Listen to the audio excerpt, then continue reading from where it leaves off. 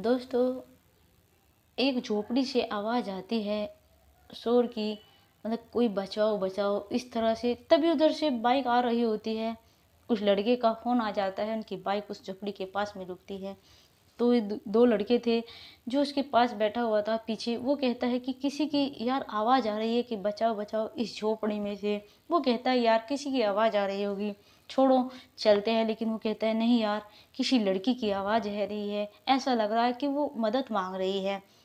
फिर दोनों बाइक से उतरते हैं और जैसे झोपड़ी के अंदर जाते हैं, जो कुछ लोग होते हैं गुंडे, वे तुरंत उनको देखकर भाग लेते हैं क्योंकि वे नशे में थे। और जैसे ही उस महिला की नज़र उन पर पड़ती है, वो उसके पैर पड़ने लगती है बाइक वाले के, और कहती है कि मुझे माफ़ कर दीजिए, अब कभी दोबारा से ऐसा नहीं होगा। लेकिन जो उसका पति होता है, आखिर उसकी पत्नी उससे माफ़ी क्यों मांग रही होती है और वो वहाँ पर कैसे पहुँचती है, बहुत ही ज़्यादा इंटरेस्ट कहानी है दोस्तों। नमस्कार दोस्तों, मेरा नाम है मोनिका। मेरे इस नए एपिसोड में आप लोगों का स्वागत है। प्लीज़ वीडियो को लाइक और सब्सक्राइब जरूर कर दीजिएगा। दोस्तों, ये कहानी है बिहार की। जो ये लड़की है, इस लड़की का नाम संजोली होता है, और जो ये लड़का है, इस लड़के का नाम अभिषेक होता है। दोनों के इनके माता पिता शादी कर देते हैं। इनकी शादी को कुछ ही दिन गुजरे थे। जो लड़का है, उस लड़के की एक वैकेंसी होती है, वहाँ पर उसका नंबर आ जाता है, जो कि एक सॉफ्ट इंजीनियर में वो इंजीनियर बन चुका होता है। लेकिन नई नई शादी हुई थी दोनों की। उसकी पत्नी का वहाँ पर मन नहीं लगता। वो कहती कि मेरा यहाँ पर मन नहीं लगता है, मुझे भी अपने पास बुला लीजिए। लेकिन जो उसका पति होता है, वो कहता है कि तुम चिंता मत करो, मेरे प्रमोशन होते ही मैं आपको बुला लूँगा। लेकिन जो उसकी पत्नी होती है, उससे इंतज़ार नहीं होता। वो किसी और से, एक सब्जी वाला होता है, सब्जी देकर जाया करता था, उससे उसकी आंख लग जाती है। मतलब उससे वो प्यार करने लगती है। जैसे ही वो लड़का, उसका पति आने वाला होता है, तो क्या होता है, वो कहता है अपनी पत्नी को, संजोली को फ़ोन कर कर कि मैं आ रहा हूँ तुम्हें लेने के लिए। लेकिन जैसे ही ये बात सुनती है, वो सहम सी जाती है। कहती है कि ठीक है, आप आ जाइए, कब तक आओगे। वो कहता है कि मैं कल सुबह तक घर आ जाऊँगा, 8 बजे तक। कहते हैं कि ठीक है। लेकिन थोड़ी ही देर बाद वो सब्जी वाला आ जाता है। उस सब्जी वाले को वो सारी बात बताती है कि जो मेरा पति है वो कल सुबह आ जाएगा, और फिर हम इस तरह से नहीं मिल पाएंगे। लेकिन मैं तुमसे बहुत ज़्यादा प्यार करती हूँ और तुम्हारे साथ में रहना चाहती हूँ। जो सब्जी वाला होता है, वो तो तैयार हो जाता है। कहता है कि बताओ किस टाइम चलना है। वो कहते कि रात्रि के 10 बजे आप आ जाना, बस तभी चलते हैं दोनों। वो रात्रि के 10 बजे आ जाता है।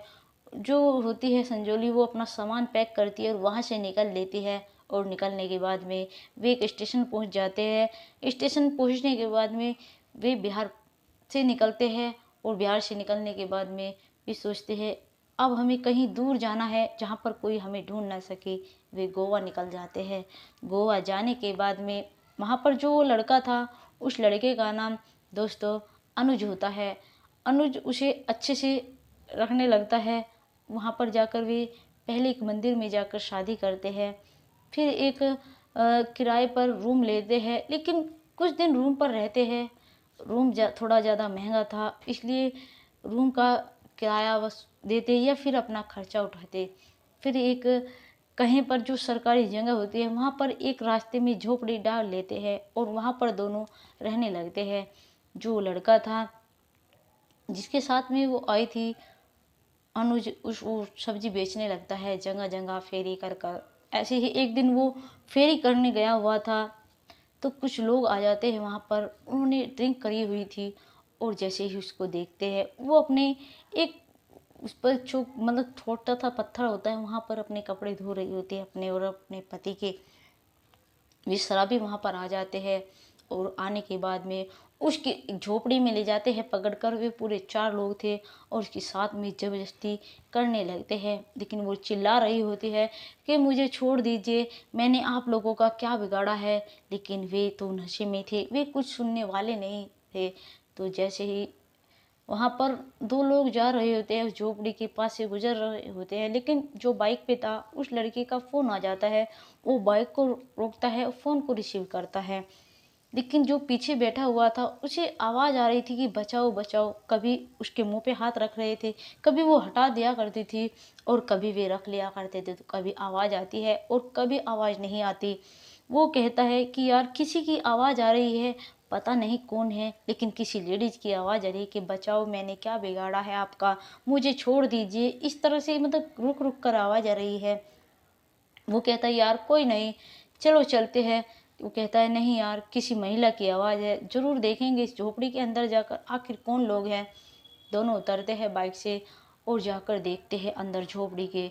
जो नज़ारा देखते हैं, जो बाइक पर फ़ोन पर बात कर रहा होता है वो देखता का देखता रह जाता है। जैसे देखता है संजोली को इस हालत में कि उन्होंने आधे कपड़े उतार चुके थे उसके और आधे शरीर पर थे। देखने के बाद में एकदम से वे गुंडे कुछ तो भाग जाते हैं और नशा ज़्यादा दो ने किया था, उन पे भागा नहीं जाता। वे दोनों उसको पकड़ लेते हैं, पकड़कर बहुत ज़्यादा पिटाई करते हैं और फिर पुलिस वाले को फ़ोन कर देते हैं। लेकिन जो वो लड़की होती है संजोली, वो उससे माफ़ी मांगती है कि मुझे माफ़ कर दीजिए, मैंने बहुत बड़ी गलती की है। लेकिन जो वो लड़का होता है उसका पति, वो कहता है कि तुमने गलती की है, आखिर मतलब मैं तो तुम्हें एक अच्छी लाइफ देना चाहता था, अच्छी ज़िंदगी देना चाहता ताकि तुम्हें किसी चीज़ की कोई मतलब कमी ना हो, और फिर मैं तुम्हें अपने साथ भी ले जाना चाहता था, फिर तुम यहाँ पर कैसे आई और इस झोपड़ी के अंदर, क्या बात है। वो कहती है कि एक सब्जी वाला जो आता था उसका नाम अनुज था, मेरा उसके साथ में थोड़ा हो गया था और मैं उसके साथ में आ गई थी। जब कहा था कि मैं आपको अपने साथ में ले जाऊंगा, लेकिन मुझसे बहुत बड़ी भूल हो गई थी, बहुत बड़ी गलती हो गई थी, मुझे माफ़ कर दीजिए, मैं आपके साथ में रहना चाहती हूँ।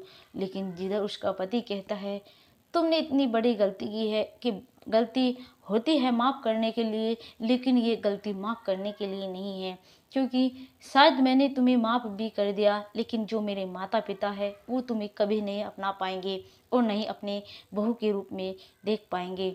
इसलिए मैं अब तुम्हें अपने साथ में नहीं ले जा सकता।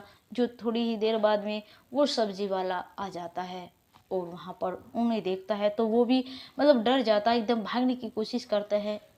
जो उसका पति होता है संजोली को कहता है कि रुक जाइए, हम तुम लोगों को कुछ नहीं कहेंगे, क्योंकि ये अपनी मर्जी से आई थी तुम्हारे साथ में, ना कि तुम इसे जबरदस्ती लेकर आए थे।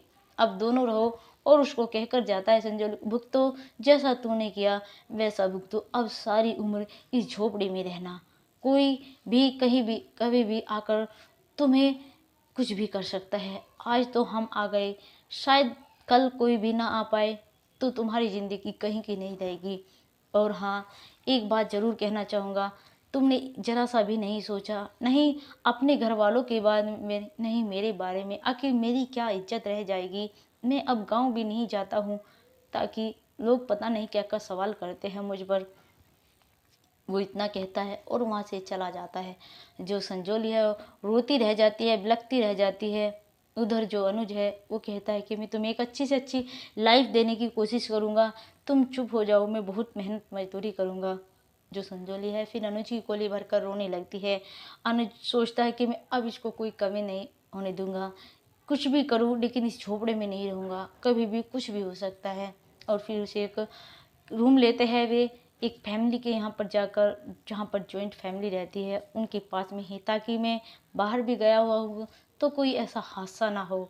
उधर जो उसका पति होता है वो चला जाता है और उनके घर वालों को सारी बात बता देता है कि आपकी लड़की वहाँ वहाँ है। लेकिन जो उसके घर वाले होते हैं संजोली की, उसकी एक बहन होती है उससे छोटी, उसके घर वाले उसके साथ में उसकी शादी कर देते हैं, जो उसका पति था, कि बेटा तुम्हारी कोई गलती नहीं है, तुम बहुत अच्छे हो, शायद कोई और होता तो पता नहीं उसके साथ भी क्या होता और उसके साथ भी आज क्या सलूक करता और उसे बचाता भी नहीं। तुम बहुत अच्छे लड़के, क्योंकि जो उसका पति था बहुत ज़्यादा कमाऊ होता है और इतना ज़्यादा कमाऊ होता है कि पहले सॉफ्ट इंजीनियर था वो और भी ऊपर जा चुका होता है। उसकी बहन की शादी उसके साथ में कर देते हैं, फिर दोनों अच्छे से रहने लगते हैं। लेकिन जो उसकी बहन थी उसका नाम होता है अनीता अनीता कहती है अपने पति से कि आप मेरी बहन को, जो मेरी बहन का पति है वो सब्जी बेचता है, क्या आप इस कंपनी में उसको काम नहीं दिला सकते? हम मानते हैं उससे गलती हुई है, लेकिन उसकी सज़ा उसे मिल गई है, प्लीज़ उससे रिक्वेस्ट करती है। जो उसका पति होता है वो अपनी पत्नी से पहले बहुत ज़्यादा प्यार करता था, उसे भी दया आ जाती है। जो उसका पति होता है उसे अपने पास में तो नहीं बुलाता, लेकिन उसकी जानकारी होती है वहीं पर गोवा में किसी कंपनी में उसे लगवा देता है 25,000 रुपये सैलरी।